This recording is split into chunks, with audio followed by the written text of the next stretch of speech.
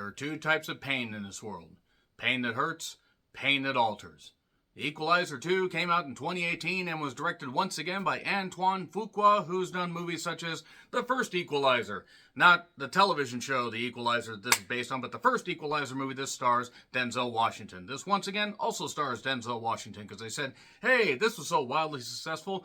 Denzel, please be in our movie again. Okay, he says. And once again, written by Richard Wenk from Wenk He Came. And yeah, the television show, The Equalizer. Check out the IMDb page. You might be surprised about that show. Nevertheless, Denzel Washington, Pedro Pascal, before The Last of Us, just soared his career to new heights along with the unbearable weight of acid talent. I think I said that right, but Pedro Pascal is in this as a man named Dave. Dave's not here, man. Actually, Dave is here, because otherwise it'd be pointless to name him Dave if he wasn't in this movie. Once again, we get the return of Bill Pullman and Melissa Leo and more, including Ashton Sanders as a boy named Miles, who is bright, artistic, and, well, Denzel's Robert McCall tries to keep him on the straight and narrow. He's kind of tied into some gang stuff. We see that as the movie goes on, and I'm just going to basically get into spoilers in a little bit, even though this movie has only been out for a few years. I'm also prepping for the third movie that I'll be watching in about 24 hours from the time I'm recording this.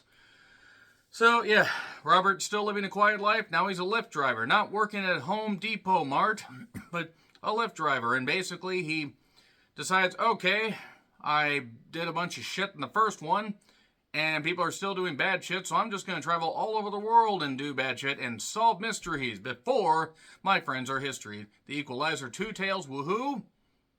Yeah, just look at the first Equalizer and see more of that. That's basically what you're going to get here. Unfortunately, you're also going to get writing that's not as good and characters that are not as good. And unfortunately, this movie misses the mark. Denzel's good. Pedro does the best he can. The villains, however, are not good. Not good at all. Like, they try to come up with this plot that harkens back to the past and does a few things like really make it personal for Robert, but it just doesn't work. It kind of reminds me, like the first one reminded me of the Kingsman movie. And then the second Equalizer reminds me of the Kingsman sequel, where it started fine and then went to shit. And didn't really get out of that. We had no church scene or no great kills like we had in the first one. We have action scenes that are sort of okay, but a lot of it is just Robert investigating, which, yes, you can't just do random violence, like in Taken or like in John Wick. And, you know, you gotta have more of a story. And even though John Wick and Taken, especially the John Wick movies, do have a good narrative, you can't just do violence for the sake of violence. Unfortunately, this movie has a plot that nobody really cares about. It did, however, cost just a few million more than the first one. $55 for the first, $62 million for this one. $36 million opening for this one, just about $2 million above the first one. $102 million gross, I think just around what the U.S. gross was, and worldwide gross of $190 million, so just a couple million below, but still pretty damn good return there. Now we'll see what happens with the third one. And can you go to the well one too many times? Sure. Have you ever been on a Turkish railway? Jimmy, do you like movies about gladiators? Yeah, I had to wear it. I'm sorry. So basically Denzel's there to get a daughter back that was kidnapped by a very evil dad and ends up murdering people to get the daughter back, and then the daughter's suddenly back. I did like how Denzel was dressed up like a Turkish man with complete with the head covering. I want to be respectful. I don't know what they're called. And the beard that's clearly painted on or attached.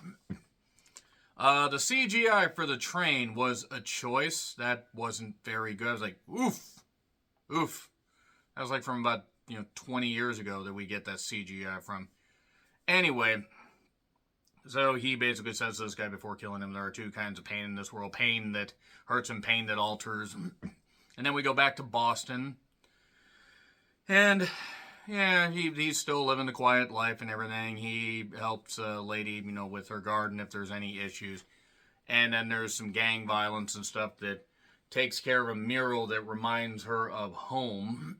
This woman named Fatima. And Then he's doing lift stuff, including giving an old man named Sam, who did make the pants too long, by the way. Yes, I had to work that in. Orson Bean was in this. I swear I recognize him in something. Can't recall right away. And he does his usual routines. He's an old man with some possible dementia. He feels that after certain things happened in the war, the man's Jewish. That's all I'm going to say. Because, I mean, even though he doesn't get much into it, it's still the haunting imagery that could come just from the words. But he says that there was a painting that was commissioned by a family member that he wanted to try to get back, but, well, let's just say judges won't let him have it because he's just an old man. Also, he lost contact with his sister. That's important.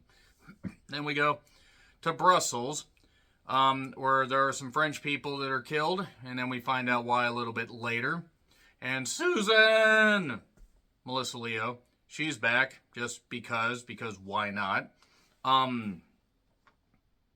The one decent part was actually in the beginning when he was doing Lyft driving stuff, and or at least in the opening like 20 minutes, this girl gets put into this Lyft, and she's clearly been drugged and hard. That's all I'm going to say. Please don't say the word there. And so he takes revenge and beats up all the guys, and I think pretty much kills them. I think pretty much kills all of them, but he breaks the non-dialing hand of the one guy that tried to slip him the money to get the girl home, but now she's in the hospital. He says, your daddy's money can't save you. Give me your left hand. Crack. So, now Susan shows up, says, you should come back to the agency. You should come back and do this stuff because it's great that you're helping people, but we could actually help you. And, you lost your wife, Vivian. There's more heaping of that on there. Go home, make peace with it. And Miles, being the troubled youth, but has, the intelligence and smarts to get going, as opposed to the non-intelligence and smarts. And then it just kind of falls apart. I don't know. It just kind of falls apart here. We go to D.C., then we go back to Brussels. We get an investigation. Susan is doing this, going along with this, along with Dave. Allergies. Pedro Pascal's character, Dave, who is here, man. And then Susan ends up getting attacked by a couple guys. Randomly. I'm going to spoil it right now because fuck you, and this movie's been out for 5 years, but Dave had something to do with it. Because of course he did. Because he was actually Denzel's old partner. Agency got dissolved. And he decided, okay, I'm going to, get money for my family and do this. So I'm going to go rogue and do this. And why? Why the fuck not? Because we need a plot convenience, basically. And Miles is getting into painting over the graffiti and stuff like that. He says, grandmother says if you don't remember someone out loud, they died twice. And, Robert says, your grandmother's wise. Then he gets a call from Brian. Oh my God. Oh no, all this terrible stuff. He reunites with Dave, not knowing, by the way, that Dave actually was the one responsible for all this. Brian's upset. He's not dealing with this all that well. There's a news report of a storm coming to the coastline. More on that in a bit. He saw Robert die, went to his funeral, and you could have told me I was your partner for 7 years. Foreshadowing, foreshadowing, foreshadowing. And then, from there, basically, more violence. There was the people that perpetrated the whole thing on Susan actually got their apartment blown up. They were just tweakers that got paid off, tying up loose ends. So Brian's upset, Bill Pullman, that is, and he's going to be targeted by this. And also Miles decides, hey, after visiting his apartment, a.k.a. Robert's apartment, he decides to come paint his deal. So, during this time, just before that, the wrong guy gets in the lift, and then there's a car chase scene that was not only badly edited, but was kind of fanciful, but nevertheless. Guy was a terrible assassin, by the way, terrible assassin. This is just a typical day in Boston traffic. I was there for a weekend. I saw races like this the whole time. I kid, of course, if you were from Boston or living in Boston, then I apologize. It was a beautiful city. And then he set the car on fire, baby go higher, to the sun.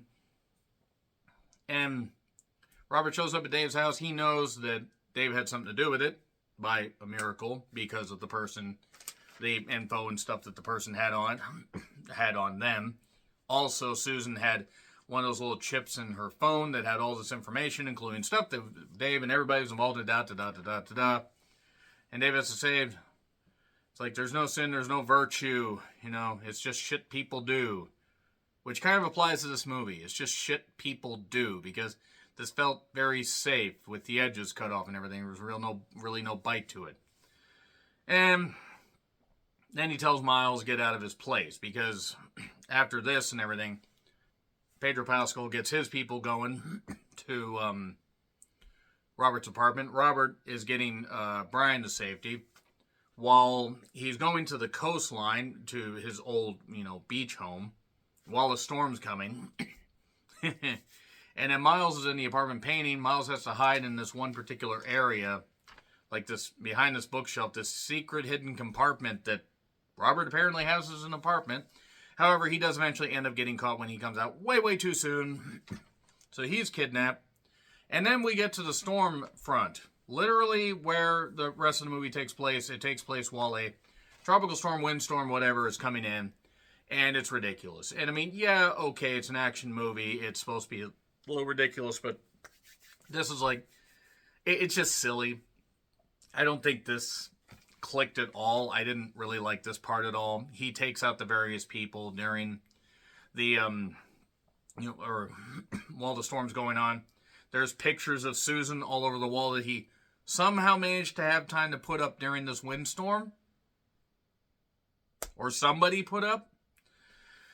And then he ends up, because Dave is up on top of this tower, he's trying to shoot out the car that has Miles in it, and what he ends up doing is getting besieged by Robert, who somehow manages to get up to the goddamn, high area, the high tower and everything. Rapunzel, yes, another airplane reference, because why not? And then they fight, and then he gouges his eye, or puts something that's like, ow, my eye, I'm not supposed to get Denzel's thumb in it, and then he gets sent to the rocky floor. And that's it. And Miles is going to school. He meets a girl there. It implied that goes well. Sam, who still made the pants too long, but not long enough to where he doesn't get reunited with his sister. And there you go. That's beautiful. And Denzel is standing there, just all happy while there's blood all over the goddamn complex. And, all over the grounds that maybe got washed away in the storm. And there you are. That's it for the Equalizer 2. Equalizer 3 review will come up either tomorrow night or possibly Friday morning. It just depends on when I get to it. Yeah, let's see how that turns out. I hope it's a bit more of the first one instead of this one. Because this one didn't click. That last part really didn't click. I like the Home Depot Mart part more than this. I mean, lack of realism isn't a problem. I don't know. It was just so silly. So agree, disagree what I said, like, share, subscribe, Twitter handle in the description. I'm John Ritlin. I'll see you soon.